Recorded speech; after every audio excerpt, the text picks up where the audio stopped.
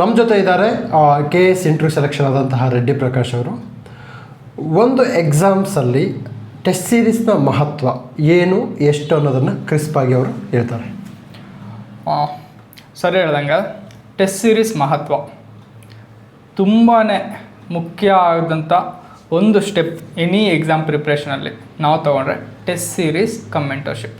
ಇದರಲ್ಲಿ ಏನು ಅಂತಂದರೆ ಬೀಟ್ ಪ್ರಿಲಿಮ್ಸ್ ಆರ್ ಮೈನ್ಸ್ ಯಾವುದೇ ತಯಾರಿ ನೀವು ಮಾಡಿದಾಗ ಟೆಸ್ಟ್ ಸೀರೀಸ್ ಅನ್ನೋದು ಹೆಂಗೆ ಮುಖ್ಯ ಪಾತ್ರ ವಹಿಸುತ್ತೆ ಅಂದರೆ ನೀವು ಏನು ಓದಿದ್ದೀರಾ ಅದು ಎಕ್ಸಾಮಲ್ಲಿ ನಿಮ್ಮ ಕೈಯಲ್ಲಿ ಬರೆಯೋಕ್ಕಾಗುತ್ತಾ ಅಥವಾ ಸರಿಯಾದ ಉತ್ತರವನ್ನು ನೀವು ಕರೆಕ್ಟಾಗಿ ಮಾರ್ಕ್ ಮಾಡ್ತಿದ್ದೀರಾ, ಇದು ಹೆಂಗೆ ತಿಳ್ಕೊತೀರಾ. This is only with test series. Proper mock test series ಹೆಂಗೆ ಇರಬೇಕು ಅಂದರೆ ನಮ್ಗೆ ಎಕ್ಸಾಮಲ್ಲಿ ಯಾವ ಥರ ಕಠಿಣವಾದ ಪ್ರಶ್ನೆಗಳು ಬರುತ್ತೋ ಹಂಗೆ ಇರಬೇಕು ಟೆಸ್ಟ್ ಸೀರೀಸ್. ಆ ಥರ ಚೂಸ್ ಮಾಡಿ ಗೋ ಥ್ರೂ.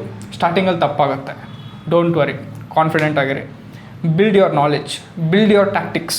ಅಲ್ಲಿ ಟ್ರಿಕ್ಸ್ ಇರುತ್ತೆ, ನಿಮಗೆ ಅನಲಿಟಿಕಲ್ ಸ್ಕಿಲ್ಸ್ ಜಾಸ್ತಿ ಆಗುತ್ತೆ, ಅಪ್ಲೈ ಮಾಡಿ. ನಿಮ್ಮ ಎಲ್ಲಿ ತಪ್ಪು ಹೋಗ್ತೀರೋ ಅನಲೈಸ್ ಮಾಡಿ, ತಪ್ಪುಗಳನ್ನ ಬರ್ಕೊಳ್ರಿ ಒಂದು ಪೇಜಲ್ಲಿ. ವೆರಿ ಇಂಪಾರ್ಟೆಂಟ್ ಥಿಂಗ್ ಇಸ್ ತಪ್ಪುಗಳನ್ನ ಬರ್ಕೊಳ್ರಿ. ಒನ್ ಮೋರ್ ಟೈಮ್ ತಪ್ಪುಗಳನ್ನ ಬರ್ಕೊಳ್ರಿ. ನೆಕ್ಸ್ಟ್ ಟೈಮ್ ಟೆಸ್ಟ್ ಬರೆಯೋಕ್ಕೆ ಹೋದಾಗ ರಿವಿಷನ್ ಮಾಡಬೇಕು ಅಂತಾರೆ ಓದಿರೋದ್ರ ಜೊತೆಗೆ ನಿಮ್ಮ ತಪ್ಪುಗಳು ಏನು ಮಾಡಿದ್ದೀರಾ ಹಿಂದಿನ ಟೆಸ್ಟಲ್ಲಿ ರಿವೈಸ್ ದಟ್.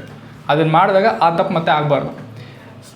ಸುಮಾರು ಜನ ಹೇಳ್ತಾರೆ ಸರ್ ನಾಟ್ ರಾಂಗ್ ಅಂತ ಕೊಟ್ಟಿರ್ತಾರೆ, which are the correct answer ಅನ್ನೋದ್ರ ಬದಲು which are not the correct answers ಅನ್ನೋ ಒಂದು ಇದು ಬರುತ್ತೆ, ಒಂದು ಸ್ಟೇಟ್ಮೆಂಟ್ ಬರುತ್ತೆ.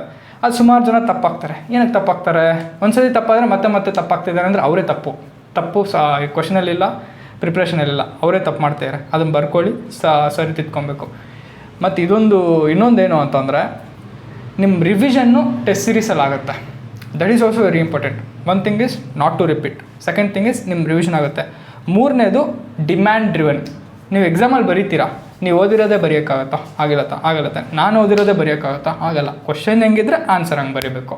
ಕ್ವಶನ್ ತಕ್ಕಂಗೆ ಬರೀಬೇಕಂದ್ರೆ ನಾವು ಫಸ್ಟ್ ಪ್ರಾಕ್ಟೀಸ್ ಮಾಡಬೇಕು. So go for test series. ಇದನ್ನು ನೀಟಾಗಿ ಯುಟಿಲೈಸ್ ಮಾಡ್ಕೊಂಡು and go with guidance, proper mentor ಇಟ್ಕೊಂಡು ಸರ್ ನಾನು ತಪ್ಪು ಮಾಡ್ತಾಯಿದ್ದೀನಿ, ಇದು ಹೆಂಗೆ ಸರಿ ತಿದ್ಕೊಳ್ಬೇಕು ಅದನ್ನ ತಿಳ್ಕೊಬೇಕು. ದಿಸ್ ಈಸ್ ಇಂಪಾರ್ಟೆನ್ಸ್ ಅಂತ ಅನಿಸುತ್ತೆ ಸರ್. ನೋಡಿ, ನಿಮಗೊಂದು ಗಮನಕ್ಕೆ ತರ್ತೀನಿ. ನಮಗೆಲ್ಲ ನೋಡಿರ್ತೀವಿ ಪ್ರಿಲಿಮ್ಸಲ್ಲಿ ಕಟ್ ಆಫ್ಗಿಂತ 50 ಮಾರ್ಕ್ಸ್ ಜಾಸ್ತಿ ಇರೋರು ಇವತ್ತು ಇಂಟರ್ವ್ಯೂ ಕ್ವಾಲಿಫೈ ಆಗಲ್ಲ. C having A knowledge is different from and expression. ಹೌದು, ಓಕೆನಾ? ಈಗ ಪ್ರಿಲಿಮ್ಸಲ್ಲಿ ಕಟ್ ಆಫ್ಗಿಂತ 50 ಮಾರ್ಕ್ಸ್ ಜಾಸ್ತಿ ತೆಗೆದಾರೆ ಅಂದರೆ what it indicates they have a knowledge. ಸಿ ಮೇನ್ಸಲ್ಲಿ ನಿಮಗೆ ನಾಲೆಡ್ಜ್ ಇರೋದು important. Because of knowledge you qualified for mains. Because of your expression you are qualified for interview. Okay, so ಇಲ್ಲಿ ಬರವಣಿಗೆ ಶೈಲಿ, ಇಂಟರ್ವ್ಯೂವಲ್ಲಿ ಮಾತಿನ ಶೈಲಿ. ಓಕೆನಾ? ಸೊ ಈ ನಿಟ್ಟಿನಲ್ಲಿ ಶಾಂತ ಮಾರ್ಗ ಕಡೆಯಿಂದ ಟೆಸ್ಟ್ ಸೀರೀಸು, ಮೆಂಟರ್ಶಿಪ್ಪು, KSಗೆ ಸಂಬಂಧಪಟ್ಟ ಹಾಗೆ ಇವೆಲ್ಲವೂ ದೊರೆಯುತ್ತೆ. ಸೊ ಆಸಕ್ತರು ಇದನ್ನು ಬಳಸ್ಕೋಬೋದು. ನಮಸ್ಕಾರ.